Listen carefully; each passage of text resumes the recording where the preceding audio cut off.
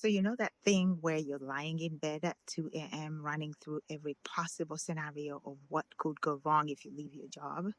Or you're sitting at your desk Googling how to start a business for the 17th time this month, but you never actually do anything about it? That's not you being indecisive. That's your brain doing exactly what it's supposed to do when your whole life is about to change. So let me explain. I'm Janet. I coach women who are really good at their jobs but completely miserable in them. Women who've checked all the boxes and now are now sitting there thinking, wait, is this it? See, I used to run a recruiting company, co-owned, scaled to 6 countries, built a team of 40 people. From the outside, it all looked amazing. But from the inside, I was burning out so hard I could barely recognize myself. And when I finally left, I didn't overthink because I was scared of failure. I overthought because I had something to lose. That's the part that nobody talks about, right? When you're early in your career, risk feels exciting, especially when you're young. When you're established, risk feels like throwing away everything you've built. So your brain gets really, really loud. Here's what I've noticed working with high achieving women. They don't get stuck because they don't know what they want. And if you're that person, you're stuck because every option feels like it costs too much.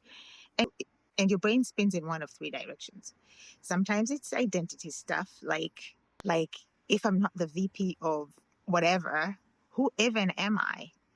You've built your whole sense of self around this role, and leaving feels like erasing yourself. Sometimes it's money, real money, not I want to be rich money, more like I have a mortgage and kids and retirement to think about, and I cannot afford to mess this up money. And sometimes it's just people. The fear that everyone's watching, they'll judge you for leaving, or worse, that they'll be right about you. You know what's wild?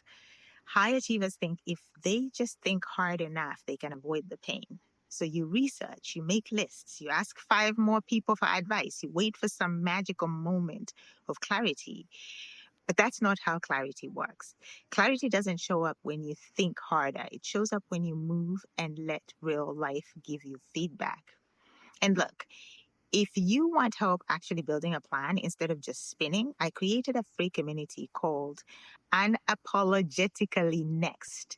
It's for women who are done with corporate nonsense or, being employed nonsense and want to transition without blowing up their lives. No rah-rah motivation. Okay, there will be some motivation, but I give you real frameworks that actually work. Links are going to be dropped in the description. Okay, so back to this. So if overthinking is just your brain trying to protect you, what do you actually do about it? You stop asking yourself, am I ready? And you start asking, what do I need to feel safe to take one step? Because readiness is a feeling, but then there's what we call runway. It's a number. Readiness changes based on your mood, how much sleep you got, whether Mercury's in retrograde or whatever. But runway is math. How much money do I have? What's your bare minimum monthly number? What's the smallest bridge that gets you from here to there without gambling everything? When you know your runway, you know your next safe step. Your nervous system calms down because it's not about confidence anymore. It's about having a plan. And here's the shift I want you to take away. Confidence doesn't come first. Action comes first. The confidence shows up later, like, oh, hey, I was here the whole time. So you don't wait to feel ready. You take the smallest step that feels survivable. See what happens, you adjust. That's it. If your brain is currently catastrophizing every possible outcome and treating this decision like it's life or death, congratulations, you're normal, right? So that's what happens when you're in transition. And transition is supposed to feel like a mess before it feels clear. All right, your turn. Tell me in the comments, what's your version of this? Is it the identity thing, the money thing, the fear of what people will think? Just name it, because once you name it, it has less power.